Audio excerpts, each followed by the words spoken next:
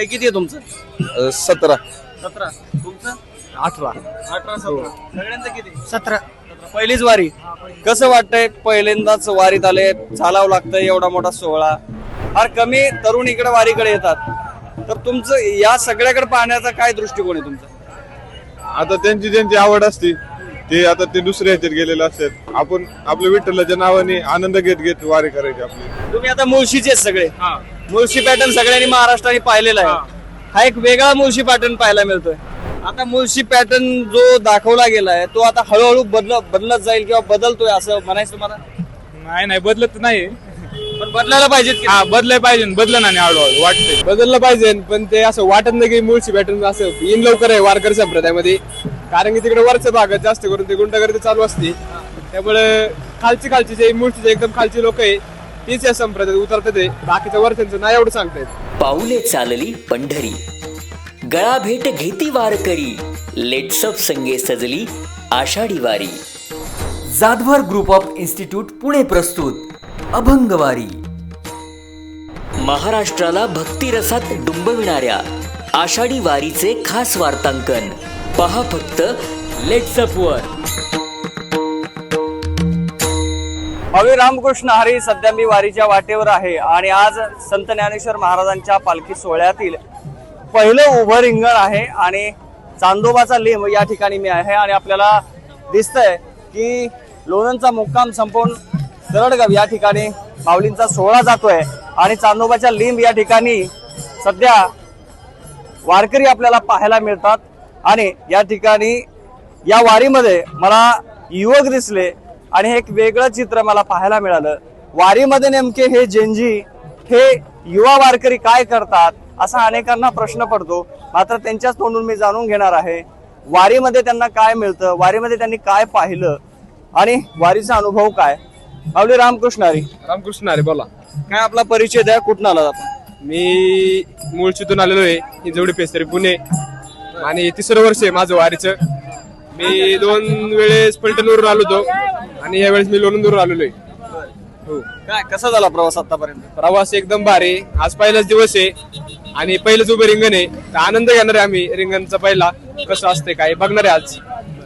या वारीमध्ये जसं तुम्ही देऊळवाळंदी मधून निघालात, काय काय निरीक्षण केलं तुम्ही? काय काय निरीक्षण तुमच्या डोक्यात आहे? इथे वारकरी सगळे शिस्तीत चालतात आणि त्रास देत नाही कोणाला, आपलं त्याचा आनंद घेत चालतात. काय काय अनुभव आला तुम्हाला नेमका? स्वतःचा अनुभव काय? अनुभव माहिती एकदम आनंदी वातावरण आहे, असं काय टेन्शन नाही, काय नाही. घरचं इथं आले की वेगळंच वातावरण. पाय दुखत नाहीत? नाही कारण 25-30 किलोमीटर चालायचं असतं. नाही दुखत. चालायला लागले की ते मान विसरून जातो सगळं. हा. आणि इतर जे काही वयोवृद्ध आहेत, हे अनेक त्यांचे 70 वर्ष वय असतं, काहींचं 80. यांच्याकडे बघून काय तुम्ही काय विचार करता नेमकं त्यांना? त्यांना पण देवाची तेवढीच आवड आहे ना सगळ्यांना. देवाला भेटण्यासाठी तेवढं आनंदाने चालतात ते पण. वय बी काय तसं नसते काय. काय घेऊन जायचं वारीतून? वारीतून आनंदच. आनंद. तर वय किती आहे तुमचं? 17. 17. तुमचं? 18. 18 17. सगळ्यांचं किती? 17. पहिलीच वारी. कसं वाटतंय पहिल्यांदाच वारीत आले, चालावं लागतंय एवढा मोठा सोहळा? एकदम असं भारी वाटतंय. पहिल्या वर्ष चालू आहे आणि एकदम मोठा टप्पाच मी हे केलेला आहे, त्याच्यामुळे जरा लय भारी वाटतंय आणि असं मजा खूप येते, आनंद खूप होतो. काय काय मजा घेतली तुम्ही आतापर्यंत? मी आतापर्यंत येताना पुढे आम्ही जेजुरी चालतो ना तेव्हा सगळे अशी नाचत बिचत होते. परत ते माऊलींच्या आरतीला पण मजा येते. बाकी पक्कत बिकत मी वाजवतो ना, त्याच्यामुळे मजा येते जरा वाजवण्याची. काय काय वारीतून काय घेऊन जायचं? आनंद. आनंद. आपण पकच वाजवण्याची सेवा करतो वारीत. आनंद येतो पूर्ण. नाचू नाचू गाऊ वैष्णवाच्या संगती. अनेक तरुण हे ऑनलाईन आपल्याला दिसतात सोशल मीडियावर, जेनजी म्हणतात त्यांना आताच्या भाषेत. ते इकडे फारसे दिसत नाही, मात्र तुम्ही दिसले मला. फार कमी तरुण इकडे वारीकडे येतात, तर तुमचं या सगळ्याकडे पाहण्याचा काय दृष्टिकोन आहे तुमचा? आता त्यांची ज्यांची आवड असते ते आता ते दुसऱ्या ह्याच्यात गेलेले असतात. आपण आपल्या विठ्ठलाच्या नावाने आनंद घेत घेत वारी करायची आपली. इतर तरुणांना काय सांगा? त्यांनी पण असं आनंद घेतला पाहिजे, देवाचं नामस्मरण केलं पाहिजे बस. अनेकांचं असं मत असतं की त्यांनी पण इकडे येऊन बघितलं पाहिजे इकडे काय असतं काय नाही. हा ते जर आलेच नाही तर त्यांना कसं कळणार असं सांगून नाही होणार आहे. इथं आल्याशिवाय कळणार नाही त्यांना काय इकडे आल्याशिवाय कळणार नाही. नाही कळणार इथं आल्यावरच कळणार. तुम्हाला कोणी सांगितलं वारी करायची?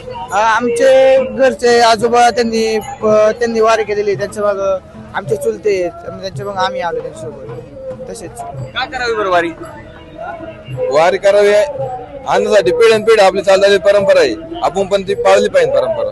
नुसती परंपरा पाळायची का काय वेगळं पण जाणवतं? नाही वेगळे पण आहेत पण ते आल्याशिवाय ते कुणाला करणार नाही, बोलून सांगून करणार नाही. आनंद येऊ अनुभव घ्यावा लागतो. अनुभव घ्यायला लागणार आल्याशिवाय. ठीक आहे, तू दुसरी वारी का पहिली पहिली वारी? हा. माऊली काय सांगाल या वारीचं वर्णन काय करा? वारीचे वर्णन माझे पहिलेच वर्ष आहे.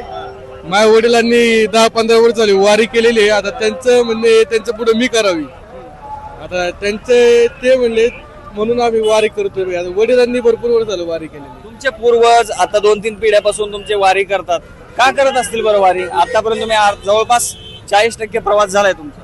हो पण आवड आहे. घरची सगळी आमच्या वारकरीची माळ बिळ आहे घरच्याला सगळ्यांना सगळी वेज आहे. वारीत सकाळीच उठावं लागतं, दिंडीत आंघोळ करायची, सकाळीच निघायचं चालत, परत थोडस उन्हातानामध्ये चालावं लागतं. यातून आनंद मिळतो की खरंच त्रास होतो? खरं उत्तर पाहिजे.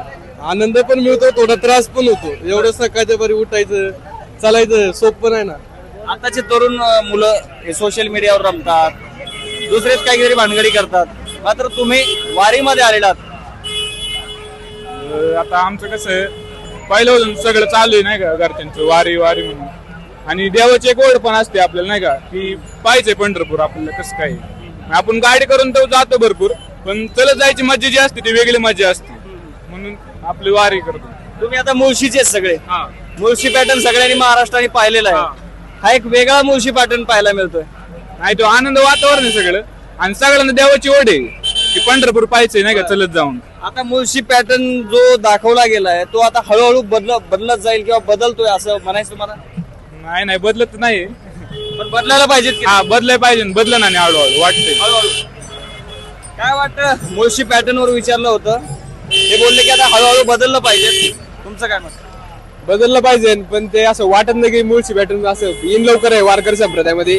कारण की तिकडे वरच्या भागात जास्त करून ते गुंडागर्दी चालू असते. त्यामुळे खालची जे मुळशीचे एकदम खालची लोक आहे तीच या संप्रदायात उतरतात. बाकीच्या वरच्यांचं नाही एवढं सांगतायत. बदली होणार या संप्रदायात त्यांनी वळावं असं तुमची इच्छा आहे? हो वळलं पाहिजे. एकदा तरी अनुभव घ्यायला पाहिजे पायवारी कशी असते नुसतं काय. हा या संप्रदायात आल्यानंतर खरोखर जे मुळशीमध्ये चालू आहे किंवा जे मुळशी पॅटर्न या चित्रपटामध्ये दाखवलेलं आहे ते चित्र बदलेल या मार्गाला लागलं. ते मुळशीमध्ये म्हणजे कसं मर्डर बिडर तसं ते त्याच्यात माझ्या नाही. जी माझ्या ह्याच्यात आहे ना ती माझ्या त्याच्यात नाही येणार कधीच.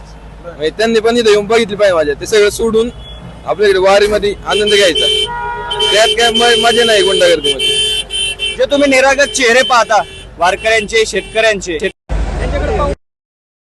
आनंद त्यांच्या चेहऱ्यावर प्रसन्न वाटतं त्यांचा चेहरा असा एकदम मनसोक्त ते हे करतात वारी.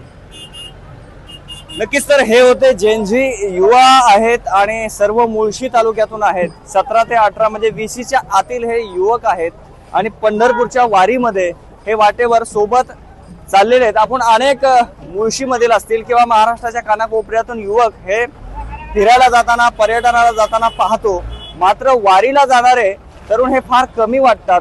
हे एक दिलासादायक चित्र आहे आणि हे मुळशीतले असल्यामुळे एक मुळशी पॅटर्न हा चित्रपट आला होता आणि त्या चित्रपटामध्ये मुळशीचं एक आपल्याला काय सुरू असतं हे कळालं होतं. आता मुळशीतील तरुण आणि मुळशीचं हे दुसरं रूप आपल्याला पाहायला मिळतं, दुसरी बाजू पाहायला मिळते आणि वारीच्या वाटेवर हे तरुण एक आपल्या दुसऱ्या मुळशीतील युवकांना देखील संदेश देतात की जी मारझोड असते, जी हिंसा असते किंवा जे काही चाललंय ते सोडून आपण परमार्थाकडे वळालं पाहिजेत.